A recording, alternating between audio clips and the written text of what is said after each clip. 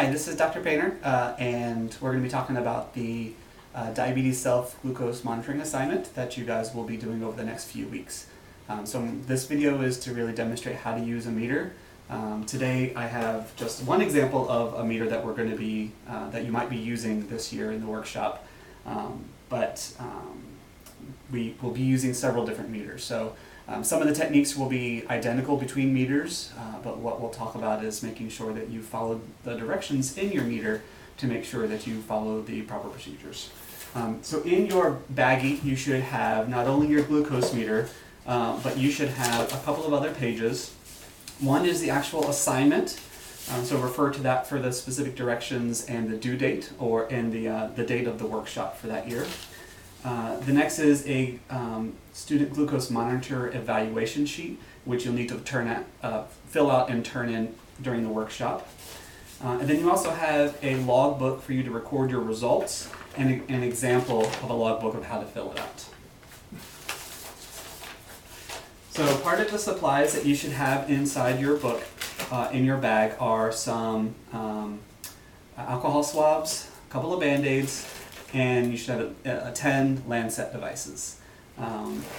There is a Lancet device included in your monitor box, but we are not using that one, so please set that one aside, or we will collect it when we give out the glucose monitors in class.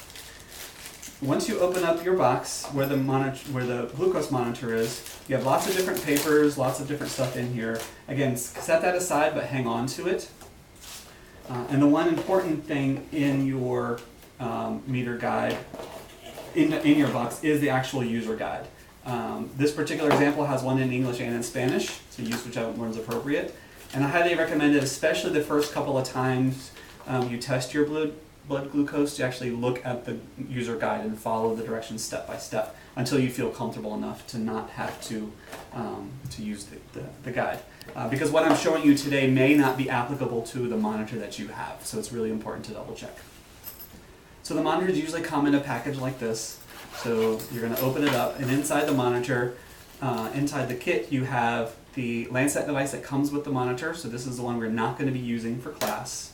You should have a vial or a box or some container with your test strips and the glucose monitor itself.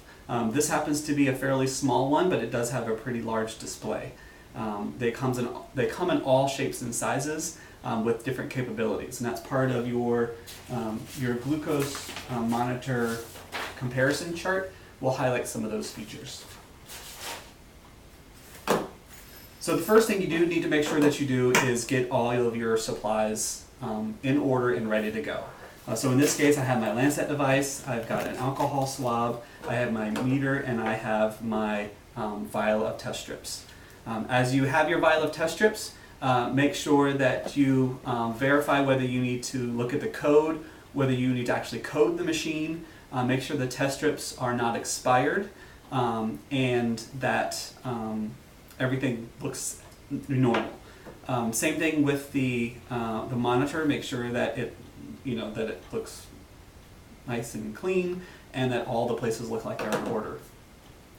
Some of the tips for getting a good blood sample are, I'm going to be using alcohol swab, but to make sure that you wash your hands in warm water.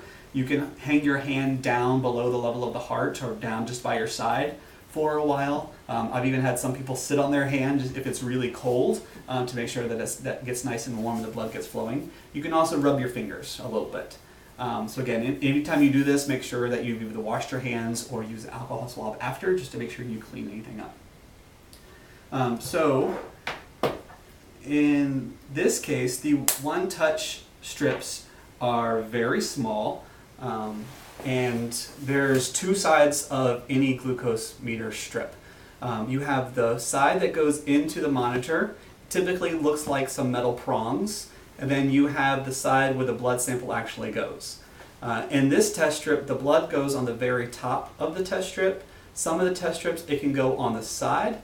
Some test strips can go on the side or the top. So again, refer to your specific monitor to find out where you're supposed to place the blood sample. This one also, you can very easily tell which side faces up. It's blue on one side and completely blank and white on the other. So the color side in this case will face up. So as most meters are today, when you insert the test strip into the monitor, it automatically turns on. This one gives me the code. It says C25, which matches the code on the vial. So again, in this example, that would be appropriate. And then the symbol for the monitor that says it's ready for a blood sample is a little blood drop that is facing a strip. Again, they all have their own little unique symbols. Just pay attention to what the example that you have is. I'm going to pick a finger, wipe it nice and just cleanly with alcohol. You need to let it dry. And when we test our blood glucose, we want to actually use the Lancet device on the sides of the finger because most of the receptors that we have on our hands or on our fingers are in the middle. And then anytime, of course, you touch anything, you'll also be touching the spot where you have the prick.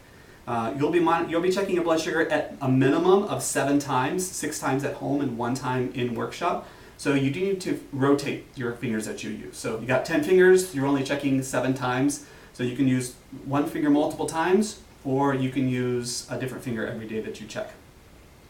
We tend to ask you to stay away from the thumb and only use the pinky if you need to, just because there's there's less surface to actually get the sample from. So using these 3 middle fingers on your hands is probably going to be best. Kind of a troubleshooting thing is to make sure, especially when you first start using the glucose monitor, when you first check, that this symbol is still active when you're actually ready to put your sample in the test strip. Because if you place the sample on a monitor that's turned off, you will not get a reading. So I know the first couple of times you do it, it'll take a while to get used to the steps. So if it does turn off, just take the strip out and place it back in. And it will go through the calibration step again. And then it will show the sample is ready to be accepted again. And that will give you additional time to actually perform your glucose test. So I've got my monitor ready here, and I've got the symbol telling me that the monitor is ready to take a blood sample. So I'm going to set my monitor down and get my Lancet device. So this is a disposable one-time use Lancet device that we're going to be giving you for the purpose of the workshop. So in order to so when you first look at the Lancet device, there's on the side here you have some markings that show how deep the needle will be inserted or will go into the skin. I recommend that you start in the middle setting, but if you notice it's difficult to get a blood sample, you need to choose the deeper setting, and you do that just by turning the cap here, the purple cap. If you are end up getting a lot of blood or a very easy sample, you can move it to the lighter side. One of the questions that students often ask is they don't want to go to the deeper setting because they think it's going to hurt more. But it's the piercing of the skin that hurts, not so much the depth of the Lancet. It's better to be safe, because if you don't get a good enough blood sample, you're going to have to use another Lancet and get another sample from a different site on your finger. So start in the middle and then adjust from there. So in order to make to take the cap off, or to make the Lancet active, you need to pull off this top piece here. You can do that by gently squeezing and twisting, and that will disengage the safety feature here from the actual needle that will pierce the skin. So you just toss that aside. So I picked my finger here earlier that I rubbed with alcohol, and I'm going to choose the site, and when you're actually ready, you're going to push the purple top. And when you get the blood sample, so my monitor turned off, so I just took the strip out and put it back in, but it's going to go through all the steps. And it's going to tell me I'm ready for my blood sample, so I'm going to touch that to the end. It's collected enough, and it's counting down, and it's giving me a result of 86. So after you performed your test, you remove your test strip, and this goes into the trash. And your Lancet device, hang on to, put it back into the baggie. You'll be able to tell this different, a used from an unused, because it no longer has the cap, or if you have an extra baggie, you can keep them. Please bring these back, the Lancets, to the workshop with you, and we will dispose of them properly in a sharps container. Your test strip, as I said, your alcohol swab, all other supplies go into the trash. Don't bring those with you, just the used Lancets and any unused Lancets that you might still have.